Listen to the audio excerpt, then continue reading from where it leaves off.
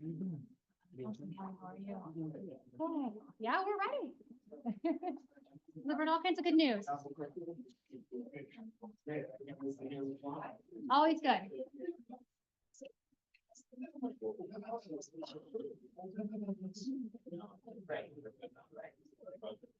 Yeah.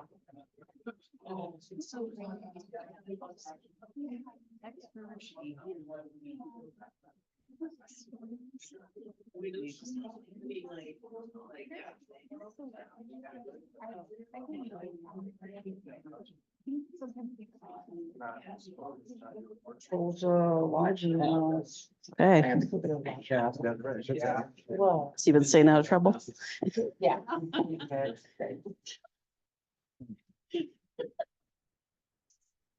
Which is boring, but hey. Keep things interesting. Right. Evening, everybody. Can we start off with an introduction from our interpreter, please? Yes, good afternoon, everybody. My name is Andrea. I'm here with the Community Language Cooperative. Today, we're going to practice language justice, and we're going to have simultaneous interpretation in English and in Spanish. Once we turn on the interpretation, if you are on Zoom, you're going to see a globe at the bottom of your screen where you're going to be able to select your preferred language. If you're bilingual in English and in Spanish, you don't have to select one. Please remember to speak at a conversational pace. Remain muted when you're not speaking and speak close to the microphone when it's your turn to speak. Hola a todos, mi nombre es Andrea, estoy aquí con la Community Language Cooperative. Vamos a practicar la justicia del lenguaje. Tendremos interpretación simultánea en inglés y en español. Una vez que aprendamos la interpretación, si estás en Zoom, vas a ver un globo en la parte inferior de tu pantalla donde vas a poder seleccionar tu idioma. Si eres bilingüe, no tienes que seleccionar ninguno. And please remember room to speak very close to your microphones and to speak conversationally. And thank you, and we can begin interpretation now. Thank you. Welcome, everyone. Looks like we have all council members here, and we will be starting with our housing authority. So if you could log into your voting software, please. If you haven't already. Hello. Hi. A little further in my packet here. Let's see. All right, I will call to order the work session for June 10th, 2024. And then we'll go into our Sheridan Housing Authority meeting.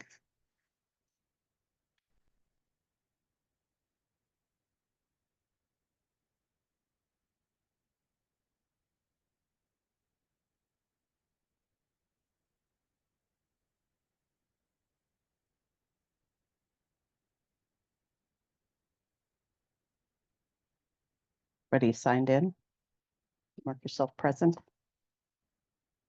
Thank you. We have all board members present.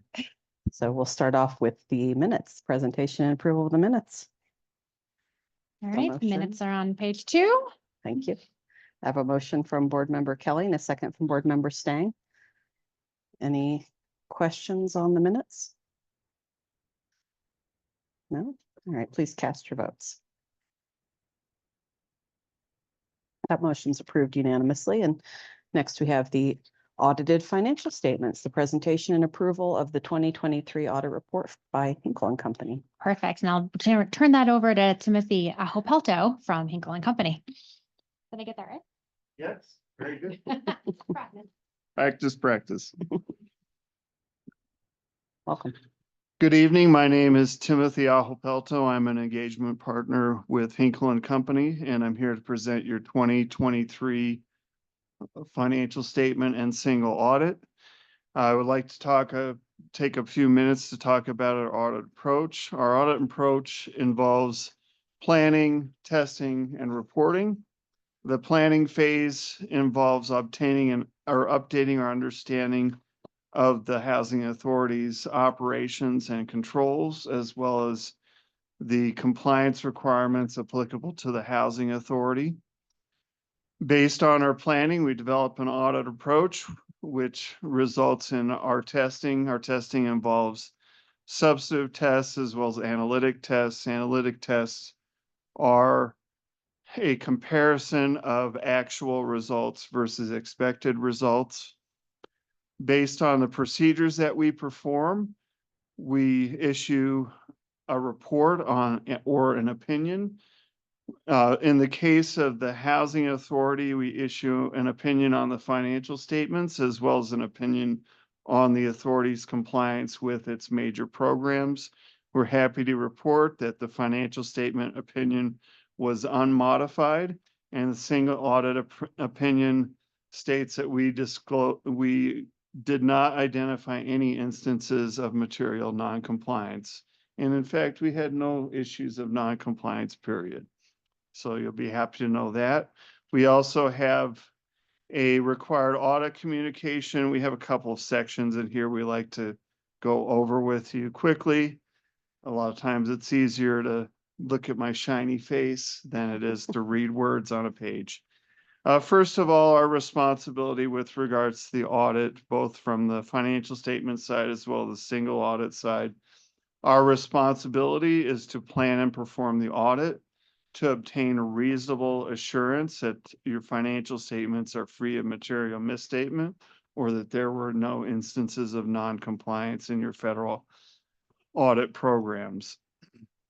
We're also required to communicate our we have requirements regarding communicating ethical requirements, including the fact that we were independent in fact and appearance, both from a auditor standpoint for those that were assigned to the audit, as well as a firm-wide independence. We're happy to report there were no uncorrected or corrected financial statement adjustments in your 2023 audit.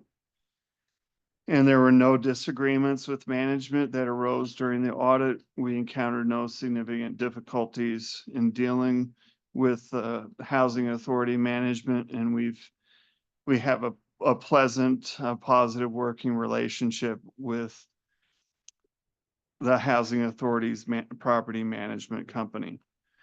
Finally, we are happy to report that we were not aware of any consultations with other accountants regarding any auditing or accounting matters. That's basically going to another set of professionals and getting a second opinion on anything related to accounting or the single audit or things of that nature. If you have any questions, feel free to let me know and I'll try to answer them to the best of my ability and knowledge. Anyone have any questions? Well, thank you very much for giving us the opportunity to meet your audit and assurance needs. Thank you. All right, thank you. Okay, so it looks like we need a majority vote on the, So we can do it now, or we can save it till we have the resolutions. We Okay. normally just put Timothy's presentation first, so he could skedaddle on to other nice. things that he has to do. That must be nice. You are welcome to say that, Timothy. It's up to you. No. All right, well, we'll hold that for later. Next we have the financial report, presentation and approval of the financial report. Perfect. So, nothing new financially going on per se. I'm going to kind of skip ahead to April because the latest and greatest is, I think, always the most interesting. On page 42, so you got to skip ahead quite a bit because there is an electronic copy of the audit and the communication letter in your packet, and you do have a hard copy in front of you in case you want to take it home and, have some more extra reading. In terms of the balance for the general fund, we are at roughly 88,000. That is where we were going to sit after giving some money to the Housing Authority to make us whole and some other money for the Help for Homes. So again, that account does not really accrue any additional income. It gets interest, but it doesn't do much other than that. And in April, it got about $240 in interest, but no other income goes into that account. Probably the most interesting features and facts are on page 44, which is your balance sheet for the actual voucher program. And a couple of things that I do want to point out. At the bottom there is a negative net asset for the voucher funds. It's about $30,000. And that was simply because we spent more than HUD gave us. So we actually spent a little bit more even in May. So at the end of May, we asked for about $36,000. They gave that to us. So you will see when we present May and June financials, that number is no longer there. We simply, if HUD doesn't give us enough money, we just have to send them some figures and ask for some more as long as we have it in our budget. We do. And then you'll also notice that at the end of April, Sheridan still owes Inglewood about $67,000 in management fees. We have not paid those to ourselves since November. And we do that kind of purposefully, because if you look at the very top figure, the operating cash, that is basically the overflow account. So if HUD doesn't give us enough money some month, we save some money in case we have to float that ourselves. And Ron, who you all met last month, our financial services manager, likes to keep at least $30,000 in the operating cash for some of those differences with HUD paying us and us going a little over what HUD did pay us. So because we now have that 36, we are going to go ahead and pay some of the what's owed to Inglewood for the administration of the program. So those are kind of the most important numbers. Nothing scary per usual, just kind of how the program works. But I think if you don't have an explanation, sometimes seeing those numbers can be a little alarming. Last thing I'll talk about in terms of the financials is page 46. These are the costs to for Inglewood to run Sheridan's program. And again, nothing new. We always kind of the program costs more to run than HUD gives us to run it. Again, totally okay. But we're doing better at spending less, so that is good. So we are projected to be like $20,000 in the hole. And we're doing a little bit better than that at April. So I think we're not going to be so close to being in the hole. And again, it's perfectly fine. Inglewood's program also runs in a hole. HUD just simply does not give us enough money to do all the things we have to do. Pay for the auditor, do all the inspections, pay the staff, pay the software that we use to manage the financial aspect and the property management, kind of HUD paperwork side. So if you ever talk to, your city council or not even city council folks, your city council, our county commissioners, or if you ever talk to any of our state or federal representatives, that's always what we need more money for in the voucher program is the actual administration of the program. But so far we're doing okay. That's always my plug. Acting Secretary Adrienne Todman came to the Housing Authority about 2 weeks ago to visit, and she has a strong housing background. She was the executive director of the District of Columbia Housing Authority. So it was really fun to talk with her just because she understands when you're like, hey, we need more money. And she's like, I know, we're working on it. So they're working on it. But in terms of what we do today and what we have right now, everything is where it should be. So I have a motion from Board Member Kelly and a second by Board Member Whitaker. Does anybody have any questions on the financials? Go Yeah, ahead. go for it. So when do you think it will no longer be a negative balance? Well, HUD pays more for what's called the administrative fee. So for every voucher that we have, we get kind of a set amount, not a set amount, but a pot of money, right? The HAP to pay the landlord. We then get about $80 every month per voucher to pay for the administrative costs. That needs to be higher. It's just not enough to, like I said, pay the staff, pay the inspector, pay the auditor, because all those things cost more than they did, and they haven't done a great job of raising the admin fees. So one of the things too, the more vouchers we lease up, the more admin fee we get. So it is good to have a higher budget authority because then we'll get more. But it's why we have some of our other programs, because we need to have that pot of money to give that to the voucher program, because it's one of HUD's favorite programs. It's a strong program. It's a great program for helping people deconcentrate and live in all kinds of neighborhoods, but we just need more admin fees. And we're not going to get it in the next couple of years. I've seen HUD's budget. Yeah. It is what it is. Okay. Any other questions? Please cast your votes.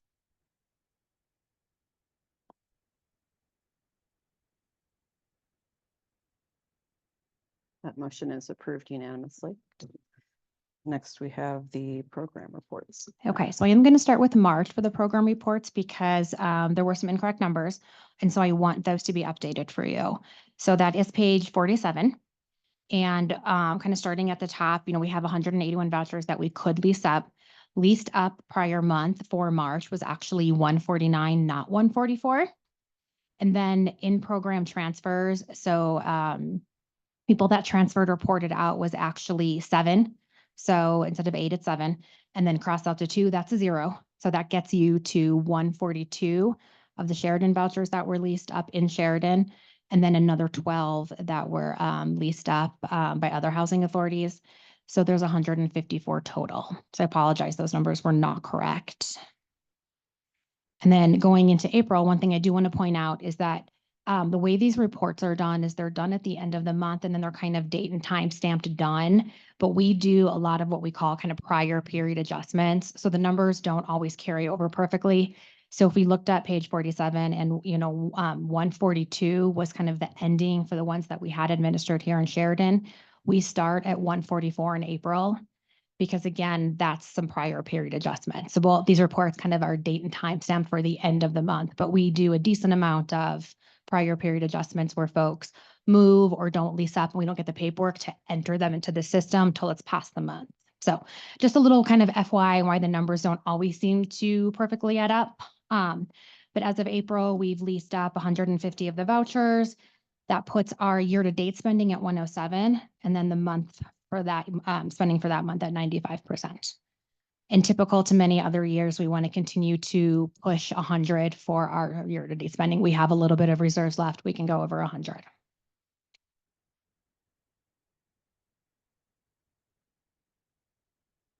Any questions? See any questions? I have a motion from Board Member Stang and second by Board Member Camacho. Please cast your votes.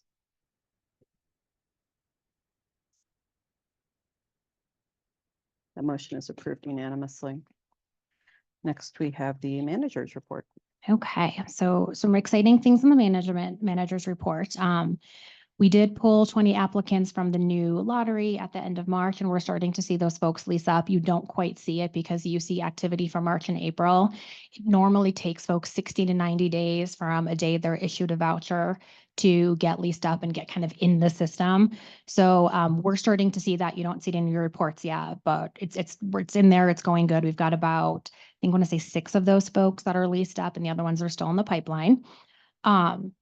We did hear back from HUD that the performance program we have through HUD called CMAP, which stands for Section 8 Management and Assessment Program. They rate the housing authority based on a bunch of different factors, including things like budget spend, vouchers leased up, inspections done timely, annual recertifications done timely. You all saw that in February and voted on that submission. And when I submitted it in February, I said, hey, everything looks great, but HUD has to look at it and HUD has to verify that everything looks great. We found out on Friday afternoon, everything is great. So we are now a high performer. There's high, standard, and trouble. We always shoot for high. So very excited. Sheridan has not been high in a few years. That sounds bad the way that came out. But has not been a high performer for a few years. So we're really excited. And we actually got 100%. So we got a full points on every single category. That was the goal. So super excited about that. And now that we're satisfied with the high performer rating, we only have to submit every other year. So that kind of gives us, not that we're going to do anything bad, but it gives us a break from having to do that for a year. We still, though, we have a consultant who does that quality assurance piece for us. We still have her and we'll still use her. We just won't submit because there's not going to be a need to for the next year. So you won't see that in February. In terms of some of the grants that we are running in conjunction with Sheridan Schools and Sheridan Families, still doing great at finding participants to help lease up and help get 3 months rent. Our new program with IFCS that's focused on Sheridan, Inglewood, and Littleton families that don't have kiddos in the school district is really starting to ramp up. We've already funded 2 families, a third is on the way, and then we continue to meet with more. That is also proving to be a great referral source for our school program because they are identifying more families that have children that are school age. And so we're kind of slipping those families to the school grant because the IFCS grant only allows us for 12 families throughout the year. So 2 down, it's only been 2 months. So we have to kind of stick with that, but it's wonderful that they're helping us find families in the Sheridan and Inglewood school districts. In terms of partnerships and our development, not much is going on. Unfortunately, this is where I have a kind of a Debbie Downer paragraph. We're really struggling to find funding that's allowing us to do the developments and keep them affordable. We applied for Prop 123 dollars. We didn't get them. I've talked to a couple of banks who are interested in funding us and will do the construction loans and whatnot. But with the interest rates the way they are, the units themselves cannot be affordable. We can't take lower rent. Like the math doesn't math. So we're continuing to look. We're not giving up. Just everything's kind of on pause because we do want the majority of those units we develop in Sheridan to be affordable at 60% AMI, and then a couple to be like the 80 to 120, the workforce housing. And with the interest rates where they are and the costs, the construction costs, we just can't make that work yet. So pause while we continue to look Mm. for funds. That's a bummer.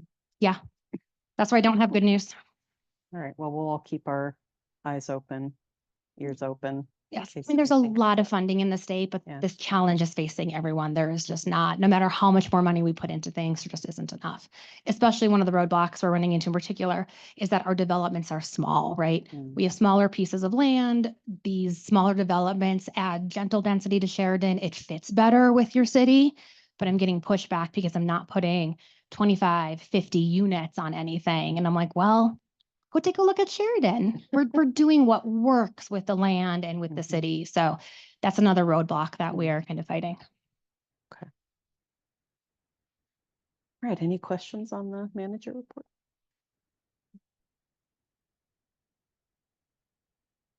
Can I get a motion? Got a motion from Board Member Whitaker and second by Board Member Moreno. Please cast your votes. That motion is approved unanimously. We have no unfinished business. We have new business, Resolution 3 of 2024, approval of the 2023 audit report. I have a motion from Board Member Stang, a second by Board Member Kelly. So we'll go right into voting because we don't have anyone to I ask did have a question. questions I to. can answer some of them, but not as well as Timothy. All right. That motion is approved unanimously. And we have Resolution 4 of 2024, approval of addition to the Housing Choice Voucher Administrative Plan.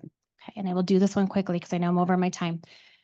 There is a big book, it's like 400 pages. It's called our admin plan. It is the guidebook that we use to run the program. About 80% of it are HUD policies that we have to adhere by. 20% is leeway of how we want to operate the program. One of the things Sheridan nor Inglewood have done in the past is do project-based vouchers where we give a voucher to an actual unit and it stays with that unit. We talked probably about a year and a half ago about offering some project-based vouchers to Bonsai Flats to make some of their financials work, to make their pro forma work. They are interested in about 5 vouchers and project basing them in their 3-bedroom units, so allowing those larger units to be extremely affordable. To do that, lots of steps with HUD. We've done about 3. This is step 4.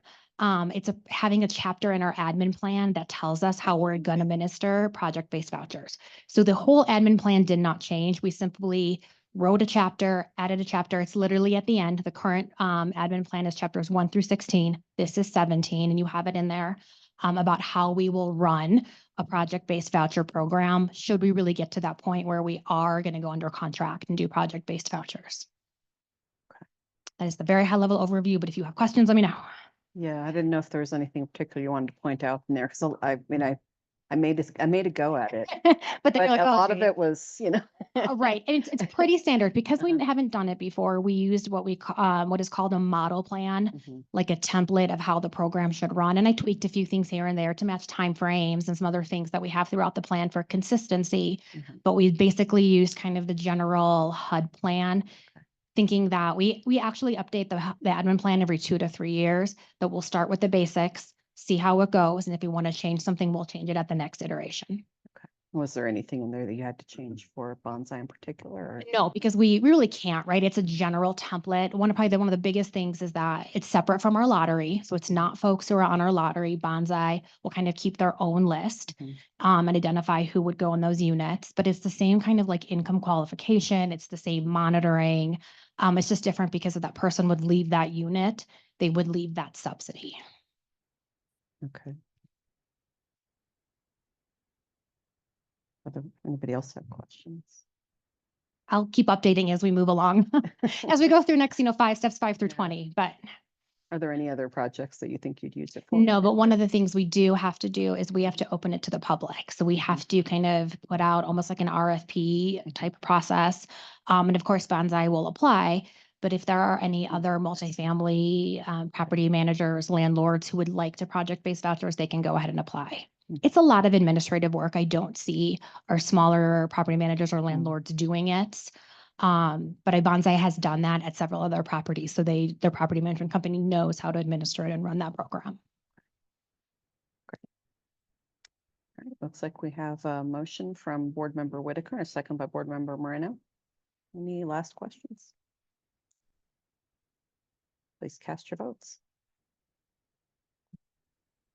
Motion is approved unanimously.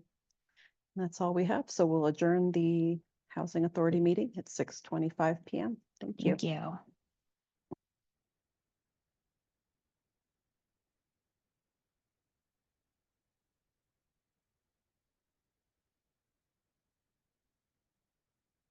All right, we will move on to our next item, which is the Arapahoe County 2025 budget shortfall. Also sounds like a bummer, but get up here anyway. Big bummer. Yeah, that's right. That's right. Oh, well, thank you very much. And I want to start off by just asking, first of all, what's our time span here? I just want to make sure I'm I think respectful. of we that. are good because we just have one item on our regular meeting agenda. So you're Oh, it. okay. So you've got 35 minutes. We Okay. can talk about that other thing at the meeting if we need Okay. to. So All right, great. Well, thank you. Thank you very much. Well, thank you very much all for allowing me to come and have a conversation with you this evening. And my name is Carrie Waring Gully. I am one of the county commissioners in Arapahoe County. And this is my area, which I love working in partnership with the Tri-Cities area, and in particular, Sheridan. So I appreciate the opportunity to give you a little bit of background about some of the work that we've been doing around our budget. As many of you have probably heard in community, we are having conversation with a lot of different groups in our community.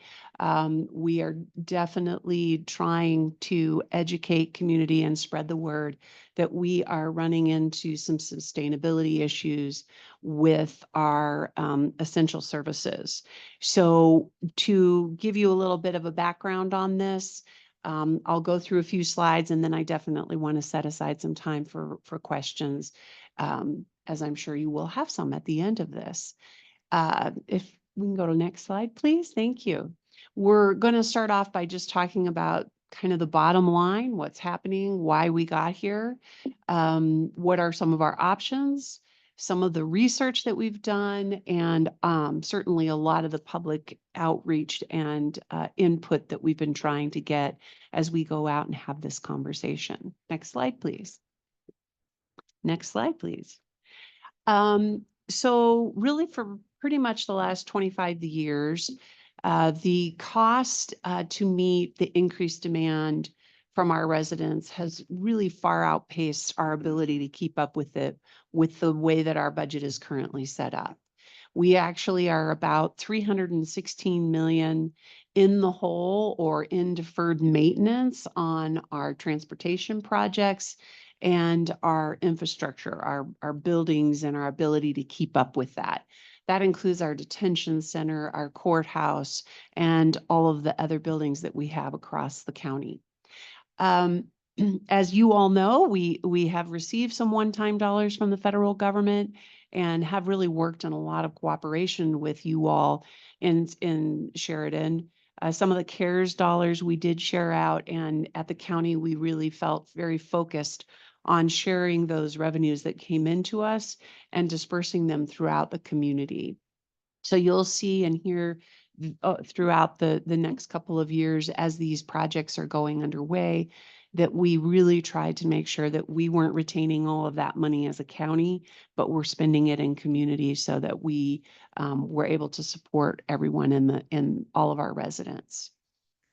We are really looking at some budget cuts. We are recognizing that one-time federal funding is drying up, the efficiencies that we've tried to create in our organization are just not, again, really able to keep up with our needs. So we are going to be facing a quite substantial budget cuts next year if we do not see any type of new revenue funding. Next slide, please. We really directly or indirectly touch every resident in our community. Right now, we have about 655,000 residents. We are the third largest county. And as you can see here, we have one of the lowest tax rates in the Front Range area. We are expecting a lot of excitement around opportunities that come from continuing to see growth in our county, but it is expected by 2030 that Arapahoe County will be the largest county in the state.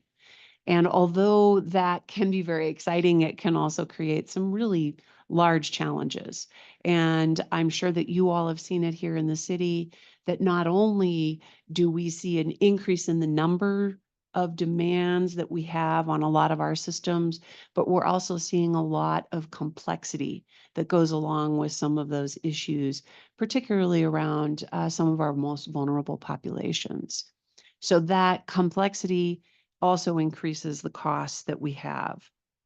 These are just some numbers that we have here of the types of things that we do, the kinds of calls that our sheriff's office responds to, how much our public works is required to maintain, and just over the past couple of years, how we've provided emergency services or supportive services, as that's the role of the county to do through our Human Services and Community Resources Department.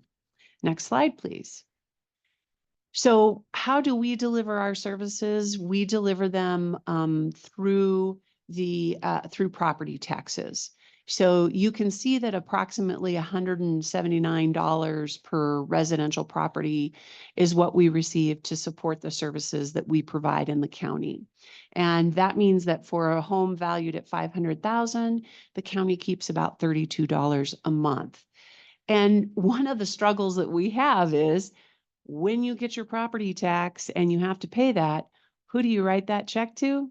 You write it to the treasurer of Arapahoe County.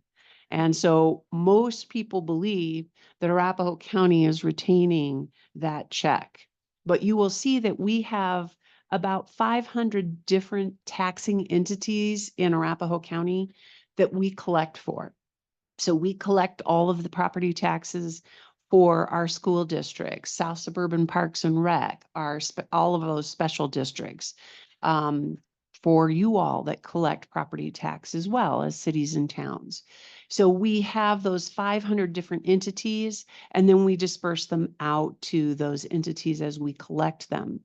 And that's why it becomes very confusing, because people conflate that, oh, we're writing it to Arapahoe County, you just got a big hunk of money from me.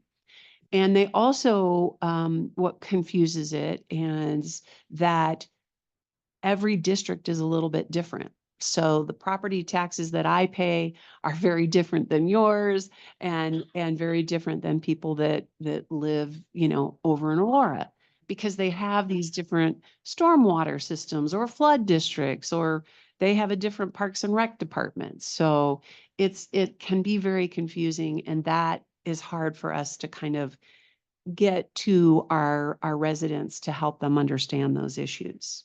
Next slide, please. Next slide, please. So what can the county do about this issue? We basically have three options. There's two ways in which the county can deal with our funding situation. That is through property taxes. And we can either try to gain more mill levies, and sometimes cities will go out for new mill levies, or we can affect that through sales tax. And the only sales tax that Arapahoe County collects for is 1/4 cent that goes directly to our open spaces. Right away, 50% of that is shared with our cities and towns. And so what we retain, we are not able to do anything with other than it's directed directly to open spaces. So it's not really something that we can kind of shift that around and say, well, this year we'll do open spaces and next year we'll do public works. It's designated to that through the ballot initiative language itself. So for Arapahoe County, one of the things that makes us unique and just a little bit special is that we are still constrained by TABOR, the Taxpayer Bill of Rights. And there are only about 5 or 6 counties in the whole state that are still constrained by TABOR. And of those 500 different taxing entities I was telling you about in Arapahoe County, many of them, maybe even yourselves, have asked the voters if they would allow us to retain the funding without having the cap of TABOR. The other entity that is still under TABOR that further confuses this whole conversation is the state. So when I'm talking with folks out in community, they'll talk to me about, well, you know, why does that mean I'm not going to get my check anymore? Well, what happens is that at the state level, they collect all the total amount of the funds that they can collect through our income tax. Then they decide how much of that is over the TABOR cap, and they refund that back to us. 2 years ago, we got checks. Last year, or for this year's income tax, we received an income tax credit on our tax statements.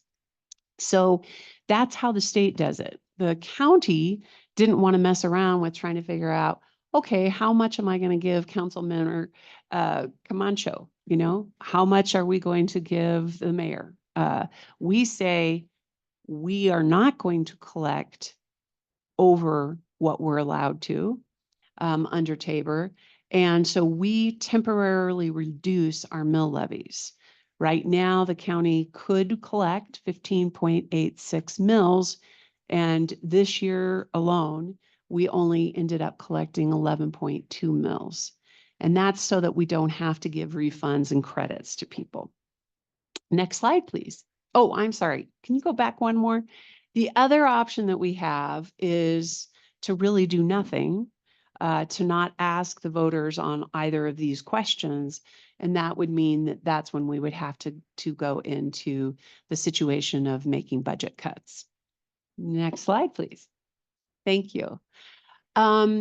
This year, we are only projecting that we would be able to collect about $7 million out of a $350 million budget, or $250 million general fund budget. And as you can see, and as I know you all are aware of, even just keeping up with retaining and recruiting our folks, being able to give them an increase in salary, being able to compete with the rest of the folks on the market, and our ability to keep up with our health insurance and other things, that will pretty much eat up that entire amount that we receive. Which means that that doesn't give us the ability. That's why we have such a backlog of maintenance, is that we don't have the ability to have money extra to start putting towards maintenance and other programming that we have. There is a projected $25 million gap in forecast funding just next year alone. So some of the reasons that we're also seeing problems is that we've had some unexpected additional expenses. You all probably remember last year when Tri-County Health, our public health entity, dissolved, and each county had to individually set up their own public health department. For that, that was a cost, an additional cost of $3 million. So that was something in our budget we weren't anticipating for. We had no new additional funding to do, so we had to find it out of our current budget. This year, the 18th Judicial District is going through its separation from Douglas, Lincoln, and Elbert counties. So we will have our own judicial district that will only be Arapahoe County, and that we are anticipating will be at least another $3 million in operating costs because we lose the efficiencies of working with additional people. These two situations that happened were not our choices to do that. They were our partners' choices to extract themselves.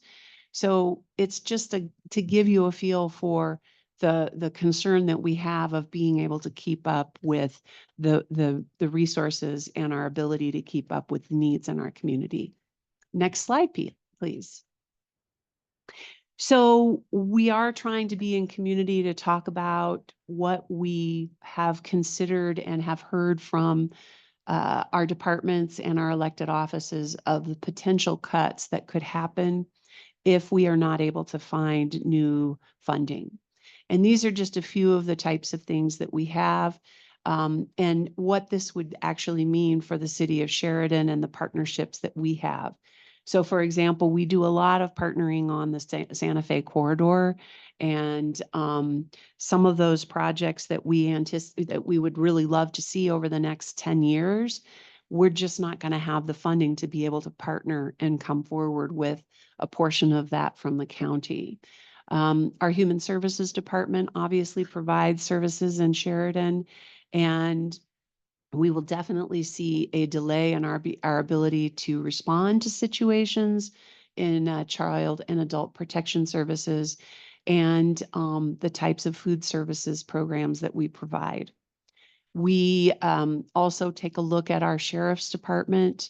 And although you all have a wonderful and fantastic police department of your own, I know that we do a lot of cooperating with you on different projects. So bomb threats, SWAT teams, anytime we need to support each other, there's a lot of crossover that happens. And we do have a lot of economic development partners and different nonprofit groups that we set aside funds to support. IFCS is actually one of them that receives funding from us for their food assistance. And those are not mandated or required services. So those would unfortunately probably be one of the first things that would be hit. Next slide, please. Next slide, please. So we have been out in community talking about this, trying to raise people's awareness of it, trying to answer questions. These are just some of the things that we've done. We've done some original polling that happened kind of at the beginning of the year. And, you know, some of the problems that we're running into is a lot of people don't really understand what it is the county does. They know what you all do. They know what the school board does, but the county is kind of this nebulous thing out there of they're not really sure. And we also find that people think, well, you know, you're doing fine and there's probably not a need. So we have really, really tried to reach out and help people understand that there is a need, and these are the things that we're concerned about. We also found out that the residents have very, you know, very specific priorities. 3 came to the top very quickly, and it won't surprise you what those 3 are: crime and public safety, road and infrastructure, and support of vulnerable populations, really as we see more focus happening around housing in particular. So those are the areas that we found that they were interested in. We have found that more people tend to think that the sales tax is a good solution. And I will be honest that I do think that a lot of our city partners are a little bit concerned about that, because it does run into a little bit of competition around your all's ability to continue to increase sales tax if you have a need. Next slide, please. So what we're happy with is that in general, residents feel pretty satisfied with the work that we do. However, as I said, they don't really understand totally what that is, and that their needs are being met. And what I would say is probably for people who, you know, I always say the county is there for you on your best day, when you're, you know, want to go get a new passport and you're going someplace fun, or you're going to get married or something like that. We're also there for you on your worst day, and that sometimes people haven't experienced those types of things, and so they don't really understand that those are the areas where we will see reduced services most likely. We have, like I said, have really realize that we need to do a better job of educating folks. And the most important thing, I think, is to really let people know we're not talking about starting new programs. This isn't about exciting new things that we're going to do. This is really about shoring up our ability to take care of the things that we're constitutionally and statutorily required to do, and to maintain those types of services. Next slide, please. We do have a website, acbudget.com, where we are asking people to go. They can, just kind of see the top line issues and get a better understanding there. If they want to dig deep, they can go deeper and deeper. If they have questions, they can ask questions on the website and we're able to respond to those.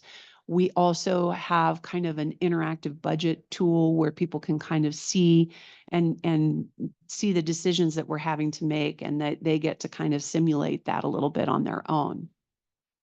Next slide, please. So we're really encouraging people to take a look at the website, to fill out the survey if you are one of the ones that get a survey, and to also, if there are community groups that folks know of that they feel we need to be in front of. So we're doing we're doing all of our city councils. We're trying to get to as many chambers as possible. We're trying to get to as many chamber groups, nonprofits, all sorts of different organizations, Rotary clubs, the Elks clubs, all of those types of things, so that we can be in community with them. So that is the end of my presentation, and I would love to be able to answer any questions you may have, or take any thoughts that you would have around what you all would prefer as far as next steps for us. I really should end by saying that we have not, as a Board of County Commissioners, made any decisions as to whether we're number one going forward, and if we were, what would we do? Because both of those options, a sales tax or a debruce, meaning that we could collect and retain the taxation that we're allowed to, has to go to the ballot and be voted on by the residents of Arapahoe County and the full county. So, We have questions? Please go ahead. Who determines on the property tax on the amount of the house? Like, who determines that value from $500,000 up? that is done by the assessor's office in Arapahoe County. But like, where did you get the number 500,000? Like, That's kind of our median house in Arapahoe County. oh, okay. So you basically it's basically, I'm trying to remember, gosh, Daniela, do you remember? I want to say that if we were to do a debruce, it's about $13 a month on that $500,000 home. So that was just kind of to give people a feel. But I do think maybe on the website it says how much per $100,000 value you have. And I can certainly get that information and let you all know. Yeah. Go ahead, Jim. Have there been any layoffs? Are you considering any layoffs of government employees, non-essential programs, rather than, I would hate to see health and safety cut into, Yeah. but there gotta be non-essential programs that aren't working, that we're spending money on, that should be looked at before cutting sheriff's department, Yeah. essential Yeah. services budgets. And obviously when, just like you do with your all's budget, when you look at this, what we did was say to our team, if you had to cut 5 or 10% from your budget, what are the kinds of things that would be impacted? And that's the information that they have given back to us. The difficult part is going to be going through and decide. And clearly the sheriff's department is our largest department. So that has a big effect on the fact that they're going to get hit, maybe not with staff personnel or things like that, but something's going to have to give in their budget just because they're so large. But yes, what I would say is because this has been happening really for the past 25 years, we have been shaving those programs. We have been trying to cut non-essential services, non-essential services. We've been trying to be very thoughtful if we were to ever add a program. So for example, with the American Rescue Act dollars, the ARPA dollars, we did not, we tried to do as much one-time funding with those so that we weren't adding new programs. We did try 2 new programs with those dollars, but they are only as grant programs. So we didn't actually hire on full-time people to do those programs because we knew we may not be able to sustain them. So, our goal is that we wouldn't have to lay off people. Our goal is that we would look at those programmings, those trainings, those whatever that is that we can reduce if we have to face that. But we obviously don't want to see any type of loss of staff at this point. Eventually that would be something that we would have to continue to look at if this is not solved in the next couple of years. How does the federal budget interact with this? 'Cause I know you receive some funding that you pass through basically, or kind of administer. Does that interact at all with this? Absolutely. So we have about a $500,000 budget, but only 250,000 of that is actual general fund from our property tax that runs our, kind of our general fund budget. Mhm. Everything else is funding that comes from the state or the federal level. And what I would say to that is that pretty much, as you all know, anytime you get funding from the state or federal level, you do actually have to have a match that goes along with that. In human services, pretty much any program that or any kind of funding we receive from them, we have to have a match of 20%. That doesn't seem like a lot until you get to the level or to the size of the Human Services Department that we have. And so we are concerned about potentially not being able to accept some of that federal funding simply because we can't match that. I think that's the same for our infrastructure work. As you all know, when you do a street project or a big intersection project, you have to come to the table with matching dollars for those federal dollars.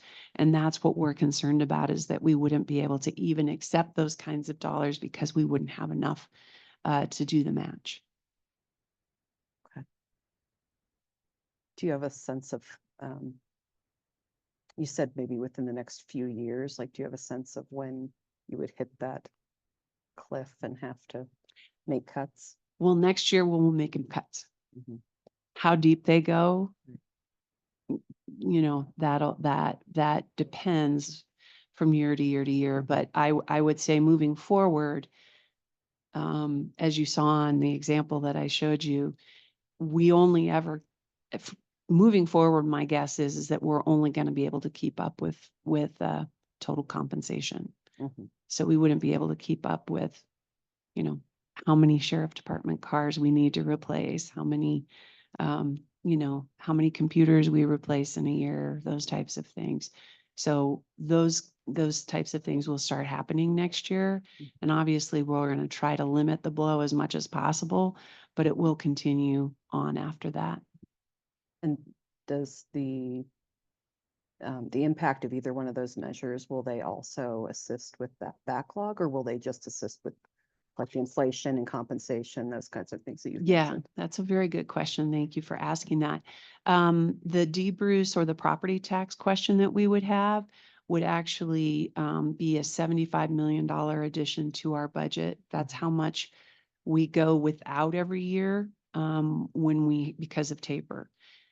I would say with that, we would be able to start tackling some of our backlog. The sales tax question would bring in $42 million. And that really would only allow us to kind of keep up with Mhm. programming, staff, compensation, and that type of thing. Mhm. So we'd be able to do a little bit of infrastructure probably, but not a lot.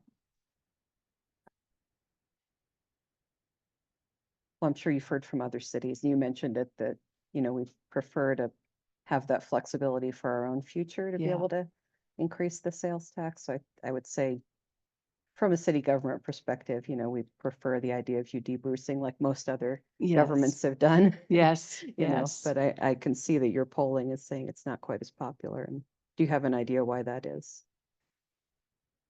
I think people tend to think, well, I don't pay that, right? Someone from Denver is going to come here and For the buy sales tax, yeah. something and they'll pay that sales tax. Yeah. And you know, it's also less of an impact on their potential budget, depending on what you buy or don't buy. Yeah. So I think people, and plus it's a lot easier to understand than Tabor.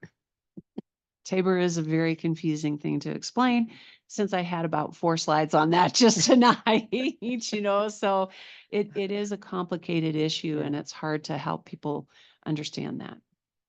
I don't understand why when people see a question that says without raising taxes Yes, and one that has a new tax, why they wouldn't pick the one that says without raising taxes. Yeah. But I agree.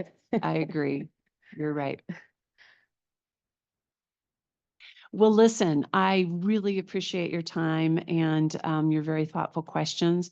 I am always available to answer any questions that you might have, or if you ever want to sit down and grab a cup of coffee so that you can have a better understanding of it. Clearly, we want to talk with you all because eventually you will start getting questions about this. And so if you have any constituents that are wondering about this, please have them feel free to reach out to the county or to myself to get those questions. But that website, I will say, is very extensive and it has a lot of great information on there. So if you do get a question, that's a really easy direction to send them to. great. Well, I want to say thank you for your continuing partnership and hopefully we won't have to see cuts to that support. I hope so. I hope so. So thank you very much. I hope you have a good rest of your evening and your meetings. Thank you for being here. Thank you. Okay, we have just about 3 minutes, so I think we'll adjourn and reconvene at 7 for our regular meeting. Thank you.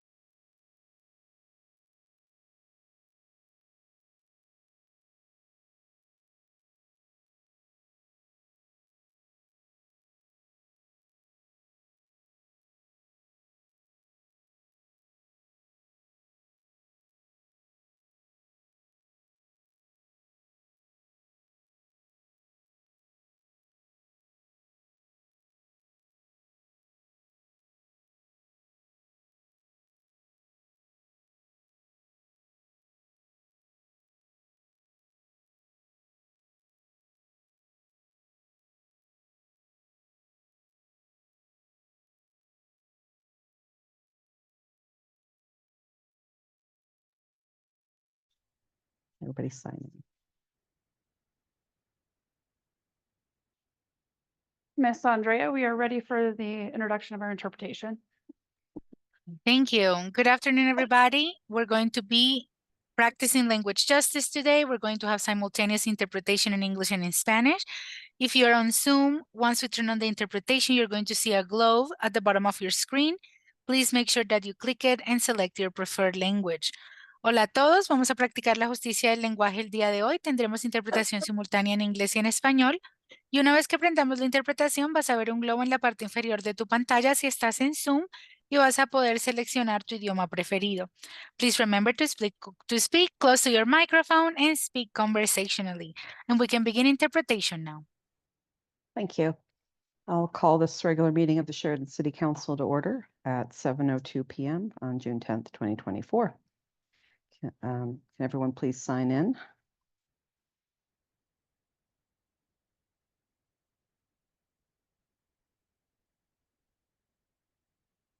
Thank you. We have all members present. Can we rise for the invocation followed by the Pledge of Allegiance?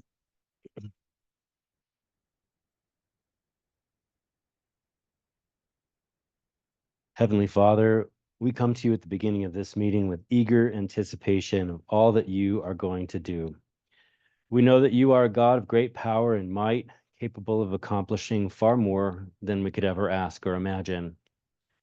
You promise to do immeasurably more than we all ask or imagine, according to your power that is at work within us. We hold on to this promise as we embark on the journey ahead. We pray for open hearts and minds to receive your plans and purposes.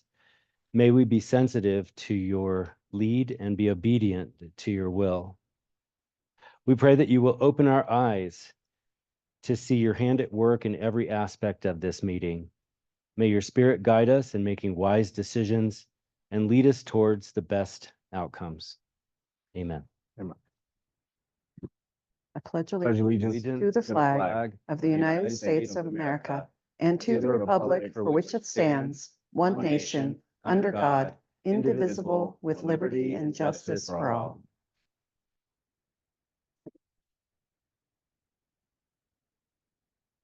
Do you have any agenda changes tonight? No changes to the agenda, Madam Mayor.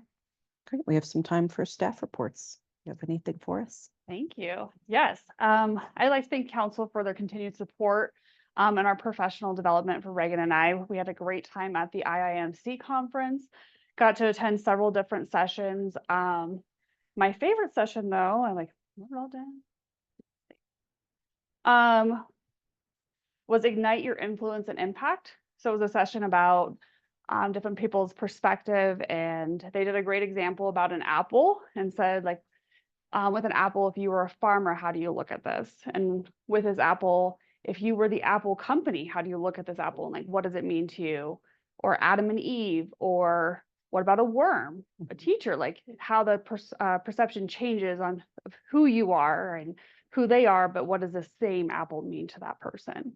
So it was a really neat lesson that we had. And then got to meet a couple different vendors. I've actually got a demo set up with a vendor called Wordly. Looking to continue to expand our language access and just looking at what they have to offer. So it was a nice demo that I got to do with the guy. He spoke French and I was able to do it on demand, scanned his QR code, popped up on my phone and on his phone. We were able to have a conversation in 2 different languages at the same time. So it was great. Very cool. So looking into seeing if we can bring that here to Sheridan and be able to help in several different languages. So. And then I'll let Reagan share a little bit about his experience. Yes, hard to follow that up. Thank you guys for allowing me to go and continue my education. It was a great experience. Definitely a lot of good classes, ton of takeaways. My biggest thing that I really enjoyed was just meeting all the different clerks, not only just from Colorado, but from around the world and the country. So it was definitely a good learning experience and definitely a lot to absorb. So just thank you guys. Sure. So do different clerks do a lot of different things than they do here in Colorado? Or Oh yeah, they do, it's crazy. there's so many different things they could do. I think one of the biggest differences we saw was that they like cemetery records and trying to keep track of all of that was Yeah. interesting. So I'm like, I'm pretty thankful. So you're that glad we don't have a cemetery, is what you're Yes. saying. Very thankful for that. But lots of similar things that they also do, similar things in their office. So it's neat to see the different comparisons for, nationally, international. I'm glad you enjoyed it and got a lot out of it. All right. Anything else you want to share tonight? That is all. Thank Okay. you. City Attorney. Thank you, Mayor. I don't have anything to report specifically this evening, but I did want to let you all know that myself and Scott McHenry and Bill Hayashi will be at the CML conference next week. So we will be keeping an eye out for you and hope to see you there. So it's hard to believe Could it's keep an already eye on time for them the too, if you want. conference. Yeah. Hopefully we do see most of you there. Great, thank you. The city manager, are you on? Do you have anything to share with us? Mayor, I am here and I apologize that I couldn't join you guys in person this evening. I'm feeling a little under the weather after traveling over the weekend. So sorry I couldn't make it, but happy to answer any questions that you might have. I don't really have a report at this time. I will concur with my city clerk that running a cemetery is not any fun. I did that when I was in Dillon. So yes, I'm glad we don't have a cemetery as well. Yeah. Chief? A couple of things. Just want to take a minute to talk about the importance of our lateral program and how it really played out when we had our homicide, the tragic event that we had a couple of weeks ago. Of course, lost a community member, which is always extremely tough. But the first thing that we do after we lose someone is when we get a call like that with shots fired, our officers get there and they're trying to save people, life safety, right? Unfortunately, it was pretty obvious that wasn't going to take place. So then they had to protect, secure, and process the crime scene. This was early in the morning. We had 2 officers and a sergeant that were on. Thankfully, we had a sergeant that has many, many years of experience and was able to immediately know what needed to be done and process the scene and protect it.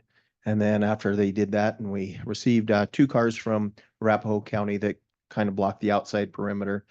But then, of course, we started working on who was the suspect, and because that person had fled, need to make sure we find out who that was, et cetera. So we worked with our neighboring agencies and we were able to identify who that person was and find the location and safely take him into custody. So I just want to take a minute to thank you all and thank the city manager. One of the things that I came over, I realized that when we had a major crime scene, we needed to definitely improve the knowledge that was out there. And one of the only ways we can do that is bringing in people with the knowledge. So we worked on the lateral program where it was more beneficial for people to come choose Sheridan other than some of the other places that they were working. And we've done a really good job of attracting a lot of great people to do that. So that wouldn't have been possible without a city council that backs us. We know it's more expensive because we pay an officer that starts here. If they have like 10 or 15 years, they go to our top spot that happens after 4 years of being here. So it really, really helps. And I just wanted to, again, take a moment to say thank you. And I know the family appreciates that because we were able to do those things. And now we're going to search for justice for that family. Of course, that's one of the best things that we can do at this point. So I also want to talk about the quality of our officers that we have and some of the different things. One of the lighthearted things that happened recently, or a couple of them, we had an officer find a person on Santa Fe that was stalled out. They were able to push him off to the side and get some help for him. Turned out to be a single female. And the officer tried to find out what was wrong with the car, tried to see if they could find somebody to help jump the car. Turned out it was the battery. The officer went to look to see if there was some jumper cables or something they can do, but it turned out it was easier for him to actually go purchase a battery, came back and he replaced it for her. He used his own funds to do that, and he doesn't want attention for that. He doesn't want credit for that. But those are the type of things that we have with great people out there. They're doing their best to serve our citizens that are out there. And even if they're just citizens that are passing through, reflects very positively of Sheridan. So and then another story that I just wanted to share that was very touching is, of course, Sheridan High School just recently graduated, and there was a student that was there that just graduated as a senior. Our school resource officer that's been there for the last several years, she was met this girl. She's an introvert, was sitting alone, didn't really talk much to anybody. So he took his time to make sure he always talked to her. And over the years, he would tease her about, your mom said to invite me over for spaghetti and things like that. Just, have fun with her. She wrote this really heartfelt letter that talked about the importance of him and the professionalism of him and how he was more than just security for them, but how he was a friend and a confidant and someone that she'll always look up to. So just want to take a little bit of time today and brag about our officers in Sheridan and let you know you're in good hands. Bad things do happen. We can't stop everything. We try to be all those places that you ask us to be, and we go out to do those things. But the quality of work that we're doing is second to none, and I'm proud of that. So, and then last, just to remind you, this year's car show will be Saturday, July 13th.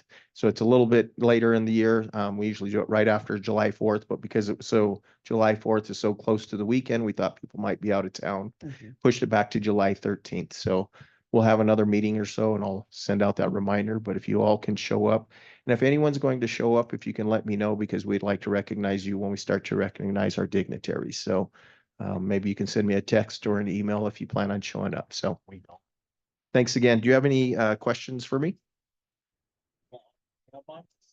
Mailboxes? There'll be mailboxes for you to buy another winner. He's our big bidder on mailboxes, so thank you. How much mail do you Yeah, have? Anita says no. Well,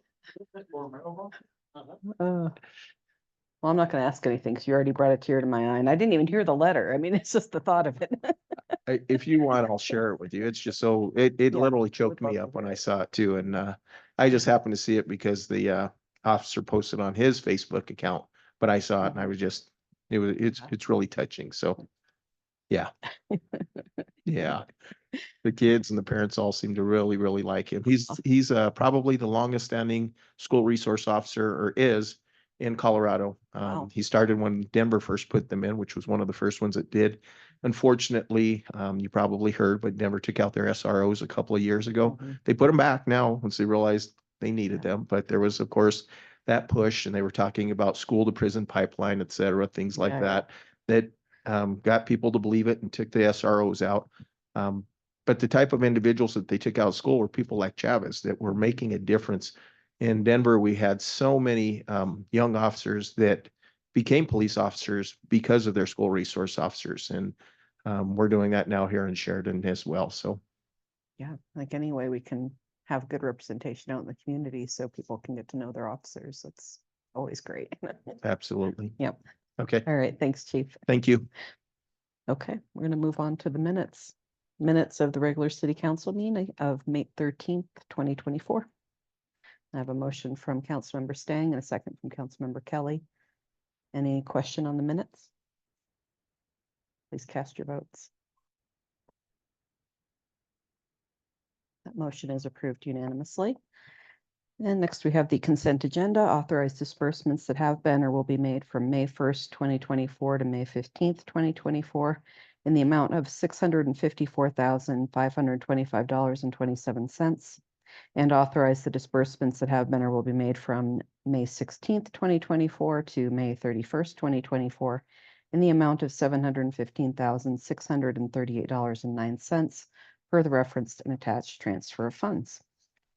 I have a motion from Councilmember Camacho and a second from Councilmember Lopez. Any discussion or questions on the consent agenda? Please cast your votes. That motion is approved unanimously. Next, we have items for individual consideration. We have a resolution 15 of 2024, a resolution of the City Council of the City of Sheridan, Colorado, approving an agreement between the City of Sheridan and Martin Marietta Materials, Inc. regarding the 2024 paving project. So do we have any introduction on that resolution? Remarks? Mayor, if I may, Yes. the contract that you have this evening is our annual contract for our street maintenance and sidewalk maintenance program. Our Public Works Director, Randy Morning, has included in his memo the kind of the highlights, if you will, of the maintenance improvements that we'll see this year. The other thing I would mention that this is included in our approved budget, so the funds are available. And we feel that we got a decent bid and had some good interest in this, which has not been the case in all years in the past. So we feel good about the bid that we received in the project, and we've worked with Martin Marietta before and find them to be a good contractor. I'd be happy to answer any other questions, Mayor. Thank you. Okay, we have a motion from Councilmember Whitaker and a second from Councilmember Camacho.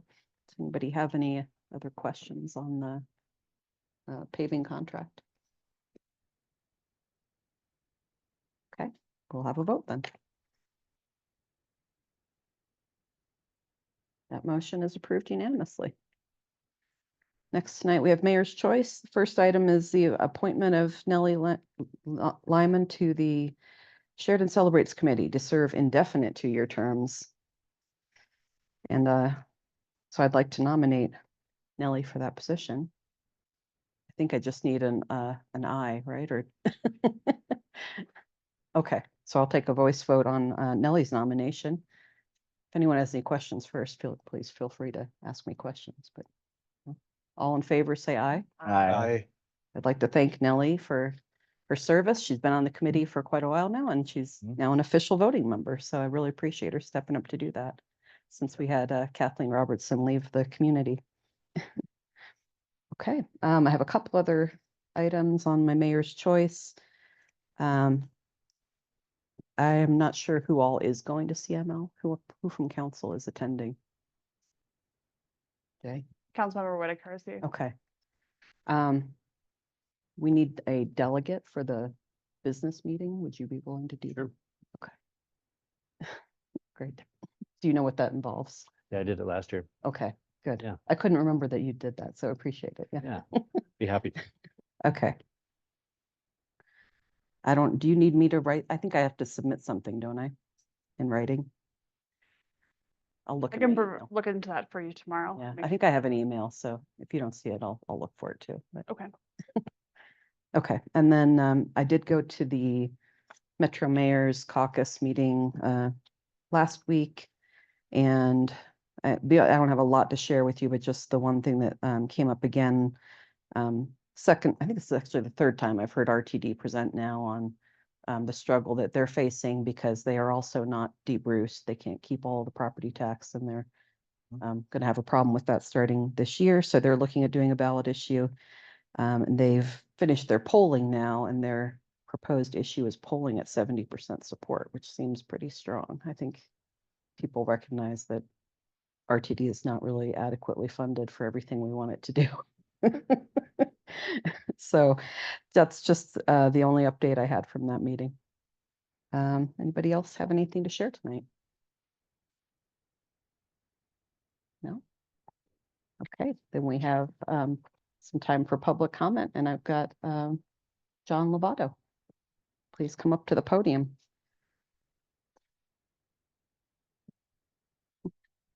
We've put in a 2-minute limit per person. I'll try to speak. So as you'll fast have as a nice big timer up I'll here. try to speak as fast as I can. I'm a Sheridan High School graduate. I lived in Sheridan, the city of Sheridan, since 9 years of age.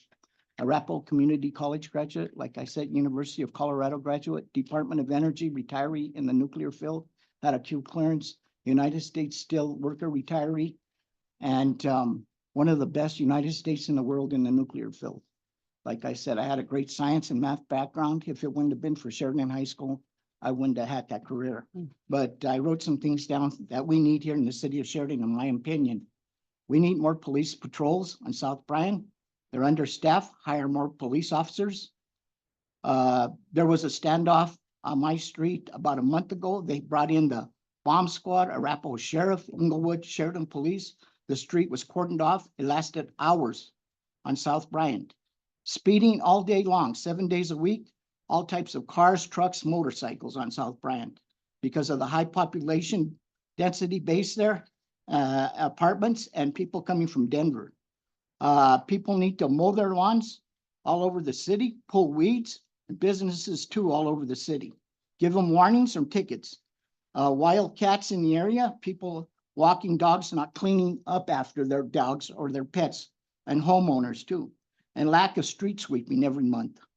The alleys, they need to clean up the alleys. There's 4-foot high weeds behind people's houses. I go behind my house and I actually, there's a 4-foot wall that I take my lawnmower. They need to put electric signs telling people not to be on Kenosha Court, illegal fireworks. They almost burned up 3 of my neighbors' homes and my home too. It cost me over $1,000 to fix my roof and my car. And let's see, this there's a biker bar. They should move it because of too much cars there, people. There's a place they can move it to a River Point because the congestion of people there. We want it quiet there, and it's not. Bikers and cars going through there, and all hours of the night. I get woken up at night, 2, 3 in the morning from cars going through my street. I said, what are they doing at 2, 3 in the morning going through my street? But we have great police officers here, but not enough of them. Right, thank you, Mr. Olvera. And, I and appreciate another it. thing, Yeah. if you have lack of money, why don't you just have football games with the sheriff's department and the police department, the fire departments to raise money for these extra funds, so you don't have to lay off people. We're not having any issues with layoffs right now, so don't worry about Good. that here. Because we need these police officers. Yeah. And look, We do. I see people drifters from my street, 9-day walking through there looking in cars. If people are home to burglarize their homes. And they don't live in the area, sir. If they lived in the area, I sit there. All right, your Yeah. time is up. Thank you Thank so you. much for being here. I appreciate it. For listening to me, I appreciate it. Yes. Thank you. And I've been here in Sheridan since 9 years of age. I know every pothole in this city. All right, thank you for your You're comments. welcome. We will adjourn for tonight. Time is 7:23 PM, and thank you all very much.